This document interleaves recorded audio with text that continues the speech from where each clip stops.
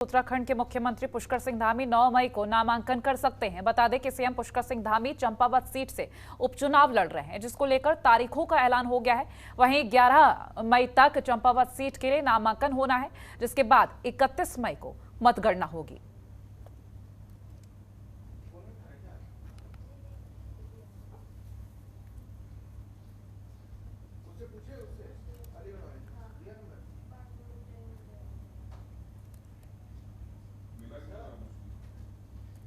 तो 11 मई तक नामांकन होना है, 31 मई को मतगणना होगी। 9 मई को नामांकन कर सकते हैं सीएम धामी।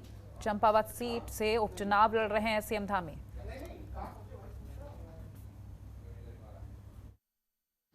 चूंकि उपचुनाव हो रहा है और मैं तो कहता हूं कि मां पूर्णागिरी ने, गोलजू ने, हमारी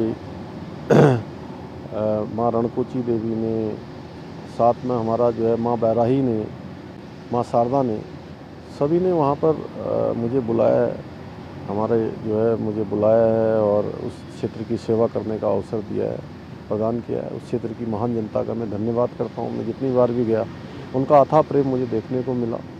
मैं यही कह सकता हूँ कि आने वाले समय में हमारा वो सीमांत क्षेत्र चंपावत विकास की नई ऊंचाइयों को छुएगा। उसके लिए हम संकल्पबद्ध हैं और वचनबद्ध हैं कि उसको आगे बढ़ाने के लिए हर संभव प्रयास किया जाएगा। हर क्षेत्र में वहाँ पर, चाहे आज उद्यान का क्षेत्र हो, बागवानी का क्षेत्र हो, चाहे हमारा सामला ताल हो, चाहे हमारा माँ शारदा का घाट हो, पूर्णागिरी का धाम हो, माँ बाराही का धाम हो, हमारे गोलजू का जो प्रसिद्ध मंदिर है जहाँ से शुरू हुआ है, बाबा गोरखनाथ की भूमि है, गोरखनाथ का स्थान भी वहाँ पर है।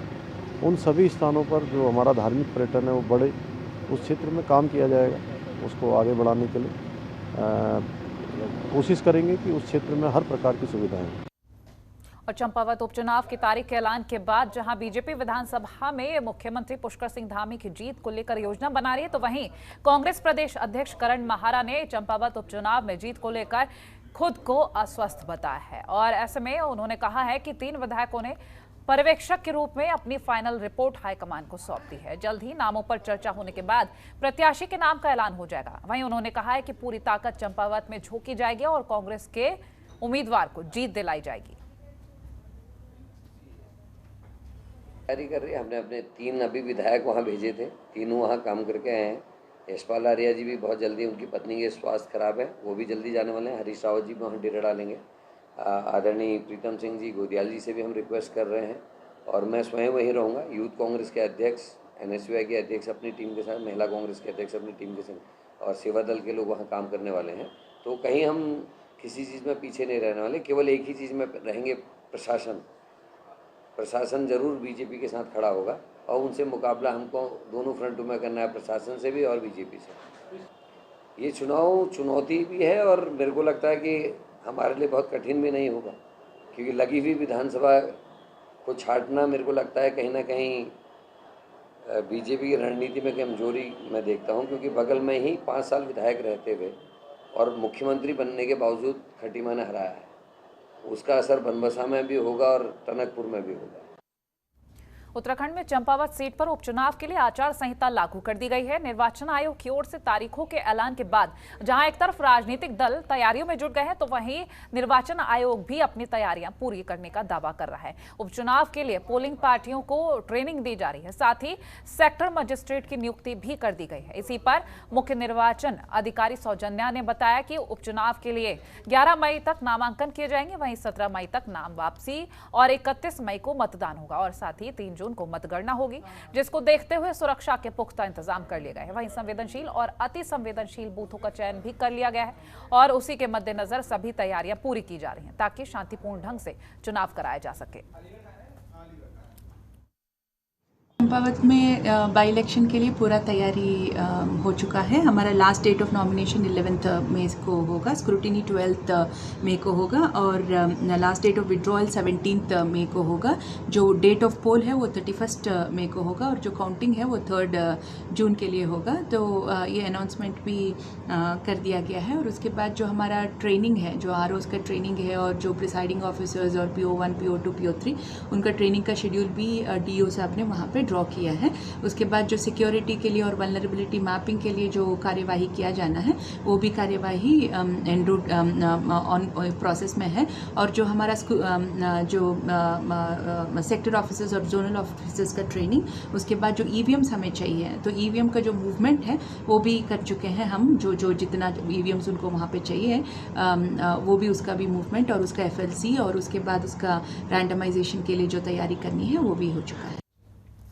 और वहीं चंपावत में जिलाधिकारी नरेंद्र सिंह भंडारी ने जिला सभागार में अधिकारियों के साथ बैठक की। इस बैठक में चंपावत विधानसभा में होने वाले उपचुनाव की तैयारियों के बारे में विस्तार से चर्चा की गई। वहीं अधिकारियों को उपचुनाव के सफल संचालन के लिए दिशा निर्देश दिए गए। इस मौके पर जिलाधिकारी ने कहा कि उपचुनाव की घोषणा होते ही पूरे जिले में आचार संहिता और धारा 144 लागू कर दी गई है। साथ ही चुनाव की तैयारी के लिए सभी जोनल मजिस्ट्रेट, सेक्टर मजिस्ट्रेट और नोडल अधिकारियों को नियुक्त कर दिया गया है। उन्होंने बताया कि चुनाव को निष्पक्ष, पारदर्शी और शांतिपूर्ण करना उनकी हर संभव कोशिश रहेगी। वहीं आचार संहिता और धारा 144 का उल्लंघन करने वालों के खिलाफ सख्त कार्रवाई की जाएगी भी। धारा 144 जनपद में लागू है और हमारे द्वारा सारी teams, nodals, FST, SST, border check points पे सिक्योरिटी और चेकिंग और हमारे नोडल ऑफिसर्स, स्वीप ऑफिसर्स सभी तैनात कर दिए गए हैं। हमने कल सभी जनपद अधिकारियों से मीटिंग कर ली है। आज हमने प्रेस मीटिंग भी कर ली है और इसके बाद पॉलिटिकल पार्टी से भी मीटिंग है और इलेक्शन कमीशन भी लगातार समीक्षा कर रहा है। तो हम पूरा जनपद फ्री, फेयर और ट्रांसपेरेंट इलेक्शन कराने के लिए तैयार है। विधानसभा चुनाव के बाद पूर्व मुख्यमंत्री हरीश रावत पहली बार लालकुआं पहुंचे और लालकुआं पहुंचने पर कार्यकर्ताओं ने उनका जोरदार स्वागत किया है। वहीं हरीश रावत ने कांग्रेस कार्यालय में कार्यकर्ताओं के साथ हार की समीक्षा बैठक की और हार को लेकर खामियों को तराशा है। साथ ही समीक्षा बैठक में बूथ मजबूत करने पर चर्चा की गई है। वहीं विधानसभा क्षेत्र में सालों से संगठन में बड़े पदों पर बैठे नेताओं को बदलकर नए युवाओं को मौका देने का अनुरोध किया है।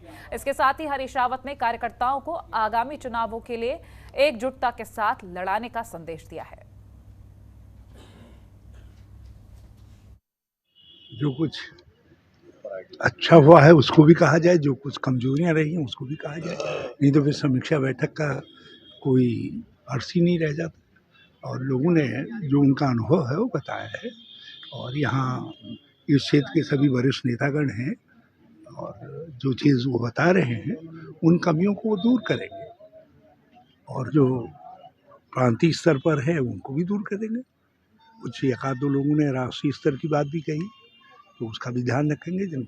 जिनको उसको देखना है उनके संज्ञान में लाएंगे और बहुत अच्छी महत्वपूर्ण बातें कह रहे हैं। मान नैनीताल हाईकोर्ट में बिजली दरों में बढ़ोतरी के खिलाफ दायर जनहित याचिका पर सुनवाई की गई। आपको बता दें कि देहरादून के आरटीआई क्लब की ओर से जनहित याचिका दायर की गई, जिसमें क्लब की ओर से कहा गया कि प्रदेश का ऊर्जा महकमा हर साल विद्युत दरों में बढ़ोतरी करता आ रहा है। निगम की इस साल की भी बढ़ोतरी करने की योजना है और इसकी वजह से गरीब लोगों के ऊपर आर्थिक बोझ बढ़ रहा है। वहीं मामले को सुनने के बाद वरिष्ठ न्यायमूर्ति मनोज कुमार तिवारी और न्यायमूर्ति आरसी खुलबे की खंडपीठ ने Uttarakhand power corporation, Uttarakhand electricity regulatory commission, ministry of power Uttarakhand सरकार और उत्तराखंड इलेक्ट्रिसिटी बोर्ड को नोटिस जारी कर 2 हफ्ते में जवाब पेश करने को कहा है। ये मामला यूपीसीएल को रिलेटेड जो हमने डाला है आरटीआई क्लब के माध्यम से, इसमें 3-4 बातों का जो है उसमें ध्यान दिया है। सबसे पहली बात तो ये है कि एक जो 5 किलोवाट से नीचे जो उपभोक्ता हैं जिनके बिल 2 महीने में आते हैं, उस 2 महीने में आने के बाद जो फिक्स चार्जेस में जो घपला और जो घोटाला है, जिस फिक्स चार्जेस की वजह से अब उस अमाउंट को जो हमारा उपभोक्ता है वो जो बिजली को यूज़ नहीं करता है, उस बिजली को बिना यूज़ किए एक ऐसा अमाउंट यूपीसीएल को पे करता है जो अमाउंट का कहीं भी उसने उसका यूटिलाइजेशन नहीं किया होता है। दूसरी बात ये है कि हर उपभोक्ता जब बिजली का कनेक्शन लेता है तो उस बिजली के कनेक्शन के साथ साथ वो सिक्योरिटी देता है।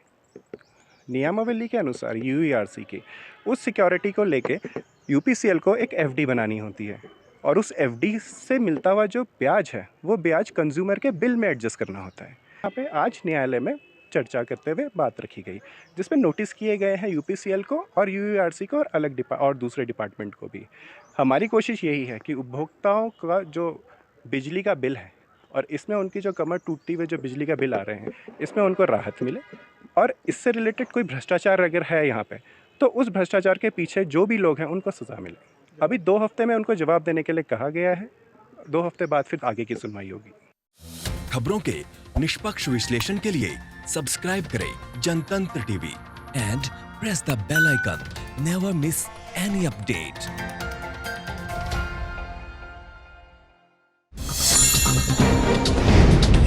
डाउनलोड कीजिए जनतंत्र टीवी ऐप को, जो कि अवेलेबल है गूगल प्ले और ऐप स्टोर पर। अधिक जानकारी के लिए अभी डाउनलोड करें।